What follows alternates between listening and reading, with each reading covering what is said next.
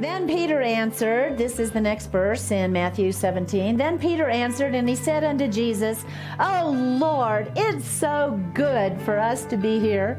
If you wish, let us make here 3 tabernacles, one for you, one for Moses, and one for Elijah. But while he was still speaking, behold, a bright cloud overshadowed them.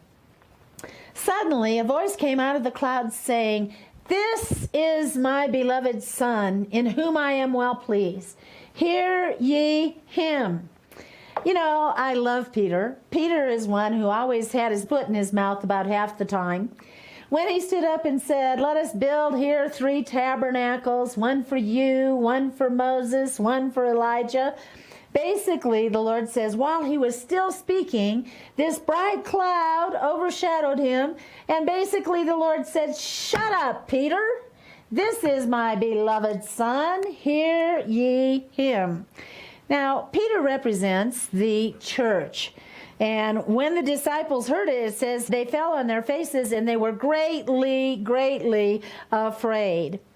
Peter represents the age of the church. You know, in the age of the church, we're still doing exactly the thing that the Lord told Peter not to do.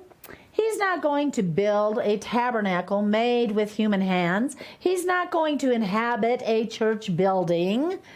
He told Peter, listen, Peter, this is my beloved Son. Today, the church is still doing exactly the same thing that it did in the day of Peter. We always want to build a tabernacle to the place we last saw the glory of God.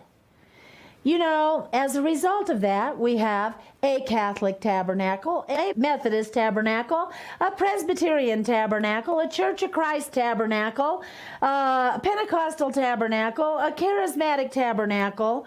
We always want to build a tabernacle to represent the place that we last saw the glory of God.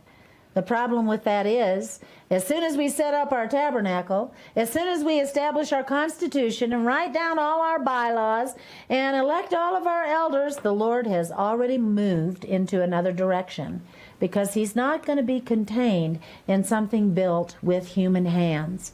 How many of you know he's not coming for the Catholic Church, Methodist, Lutheran, Baptist, Presbyterian, Pentecostal, Charismatic? He's coming back for one church, pure and holy, in whom he can have a holy habitation and a dwelling place for his glory.